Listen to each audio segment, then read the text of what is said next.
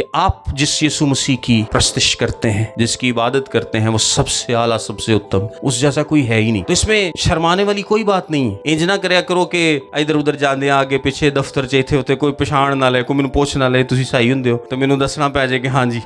لوگ کہندے نے لوگ چپ کر کے رہندے نے, کوئی یار کوئی پوچھ نہ لے, چل یار نہ ہی کسی نوں پتہ لگے. خیر آپ چند دوسرے مذاہب کے لوگوں میں بیٹھے ہوں تو لوگوں کی کوشش ہوتی ہے مینوں کوئی نہ ہی پوچھے, میرا نہ ہی پتہ لگے کہ میں کرسچن ہوں. بہت کم لوگ ہوتے ہیں جو کہ اتنی دلیری کرتے ہیں اور بتاتے ہیں آگے بڑھ کے کہ ہاں میں کرسچن ہوں. اور اس کی ایک وجہ یہ بھی ہوتی ہے کہ ہمارے بہت سارے نوجوانوں کے پاس کلام مقدس کا علم نہیں ہوتا, تو انہوں نے ایک بھی ڈر ہوندا کہ یار سوال پوچھن گے خدا دا بیٹا کیوں کہندے ہو تو میں کی جواب داں. تو یہ بھی ایک وجہ ہے, اور بھی بہت ساری وجوہات ہے. دلیری کی کمی ہے. لیکن جس یسوع کی آپ پرستش کرتے ہیں, جس کا جنم دن آپ منا رہے ہیں, جس کی پرستش آپ کرتے ہیں, جس کے ساتھ آپ جڑے ہوئے ہیں, جس کے بدن کا حصہ ہیں, وہ سگرا تے کوئی ہے ہی کوئی نہیں, کوئی ہو ہی نہیں سکتا. نہ اس زمین تے, نہ آسمان تے, نہ زمین دے تھلے, کوئی ہو ہی نہیں سکتا.